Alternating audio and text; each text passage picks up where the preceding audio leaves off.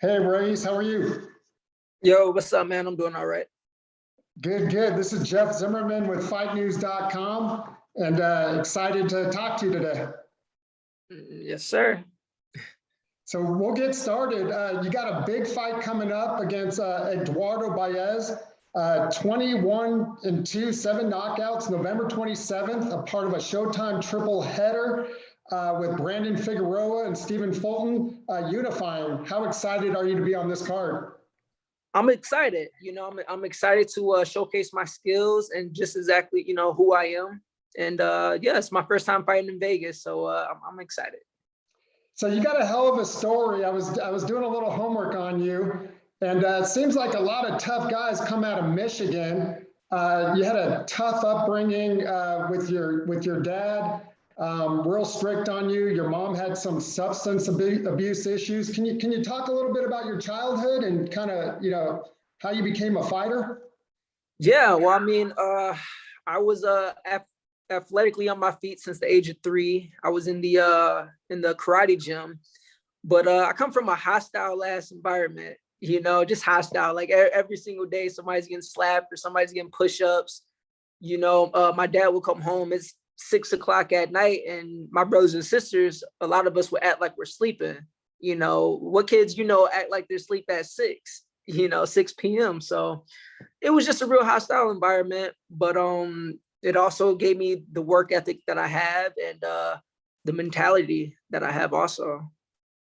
Now you got into martial arts though when you were about 11, if I recall, became a black belt. How did you get into something like that? Well, I actually got in karate at 3 when I was 3 years old. So I was in it like most of my childhood up until I turned about 12 and I got my black belt. But karate was fun. We used to go to tournaments. We used to travel, breaking bricks, breaking boards. Taught me a lot about being humble, not getting the big head, stuff like that.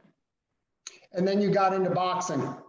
Yeah, yep. And then after I got my black belt, it was kind of like, what's next, So my dad took me to the boxing gym, and the out of the little kids who was the best at the time, we ended up sparring, and I kind of beat him up, and I just kind of stuck with it, So that's how I met my original trainer, Terry Markowski, and he taught me the basics, and I just kind of ran with that. Now, from what I read, Ra'eese, you were kind of trying to do things on your own out in Michigan, but then decided Vegas is where you needed to be. You left home with $3,000 in your pocket and headed to Sin City. How did you make that decision, and how tough was it? Well, it was extremely tough decision. It's just I went like 2.5 years without a fight. I was just begging to get in there, fighting undefeated guys, 50-50 guys. I didn't care. I just wanted a opportunity, and I just kind of felt stuck. And what Einstein said just kept on popping into my mind. To continue to do the same thing and expect a different outcome is insanity. So I came up with a plan. I saved up some money, and I drove a 99 Honda Accord from Michigan to Vegas. It was hard, but I hit the ground running. I didn't have anything set up, a gym, a trainer. I just tried to find my way through the maze. And you actually landed in a camp, and I think you may have still been in Michigan, but you landed in the Filipino Flash's camp, Nonito Donaire. What was that experience like? It was a great experience. Back at Michigan, when I was living in Michigan, they had flew me out one time, and I was in training camp with them before, and I was out here for a month. It was just me, no trainer. And I was like, okay, if I'm going to continue boxing, I probably got to move to Vegas. So that's kind of where like the seed was planted. And then like some years later down the road is when I decided to make that plan happen. So yeah, I was training myself for like a year and a half in Vegas, and I was able to train with Nonito before I had a fight. And how was that experience, and what did you learn from him? He's a future Hall of Famer. He's not just any fighter out in Vegas. Right. Well, it was great. It let me know that I can compete at a high level, with the best of them, and I learned a lot, just some things that he did inside the ring and stuff like that. It's all about experience, you know. So and that's another thing about training in Vegas. You know, you get to spar with former world champions, current world champions. So you have to elevate your game, you know, because if you don't, you fuck around and get knocked out, or, you know, this probably ain't the sport for you. So it let me know early on that I made the right move, and I just kind of stuck with it. And it seems now, just from talking to you, you know, you got a great head on your shoulders. You're a little bit older now, 31, been in the game for a while, but it seems like all the trials and tribulations you went through kind of led you to this point. Oh yeah, for sure. You know, the sacrifices that I've made, but also the decisions. You know, had I never moved from Michigan, I wouldn't be in this situation. You know, I sat around listening to coaches, to managers, promoters, and that had me sitting on the shelf. The first time I took my life and my career into my own hands, things started clicking. It was like just the domino effect, you know. So I know I made the right decision, and this story is still being written. You know, I got to put on a show coming up on the 28th. I have to dominate, and then I'm looking for that world title shot. Now, will that world title shot, is that between the winner of Figueroa and Fulton? Is that the goal? Yeah, that's what me and my team expect next. That's what we expect. You know, I have to get through this guy. It'll be a challenge, but I'll get through it. I'll win. And whether it's Figueroa or Fulton, I don't really care who wins. You know, I just want that shot. Now, let me just ask you this, because for a guy who had problems getting fights, now it seems like you've got fights coming to you left and right, and you got to make decisions on. Golden Boy bid on a fight and won the purse bid, but you took this fight to kind of help with your WBO ranking.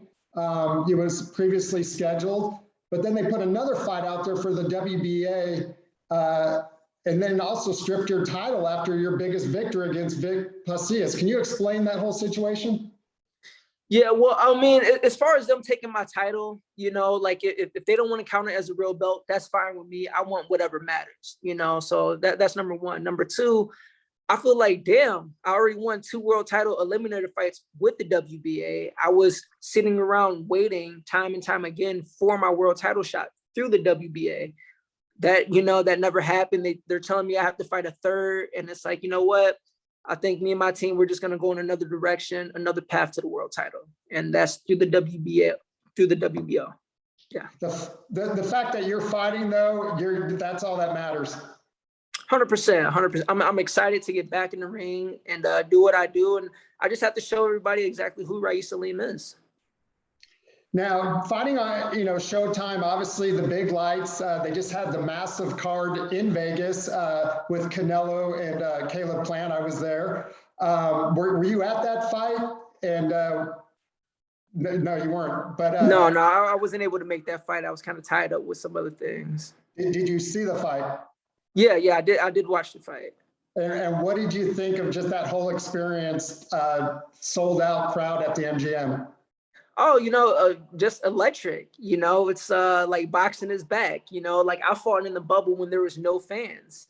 You know, so and then being able to fight in a building to where it's a sold out crowd. Like, man, as a fighter, that's what every fighter should strive for. That's what you want.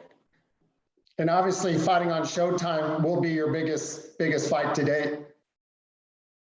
Yeah. You know, I love Showtime and PBC. You know, those guys are great. You know, great boxing platform and everything about it. So you got to this point. Obviously, Baez is a veteran, been around. What should we expect in the fight against Baez, and what challenges does he pose? Well, Baez is tall and he's long, but besides that, he's a pressure fighter. If you let him put his forehead on yours, he will. He has a good motor. He'll keep coming. He'll keep throwing punches.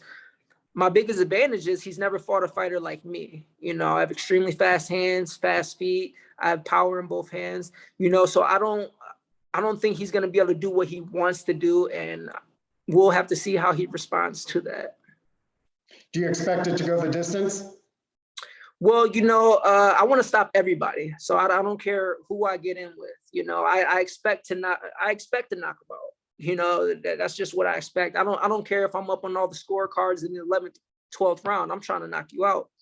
You know, so do I think it goes the distance? No. I'll predict round 6, I get him out, but I won't be surprised if it goes the distance. This is boxing, so you have to tune in to find out. Well, Ra'eese, I'm excited to find out. I know it's a big fight, a big moment for you in your career and in your life. You've been through a lot to date. Sounds like you got everything in line, in and out of the ring. And on November 27th in Las Vegas on Showtime, PBC, taking on Eduardo Baez. Tough customer, you're undefeated, 18-0, 12 knockouts. He's 20, 1 loss, 2 draws, 7 KOs. Expect a great fight on a huge card headlined by Figueroa-Fulton. And I very much appreciate the time. Jeff Zimmerman with FightNews.com, and all the best. All right. Hey, thank you. I appreciate you. Thanks for having me on. All right. Thank you and good luck. Thanks.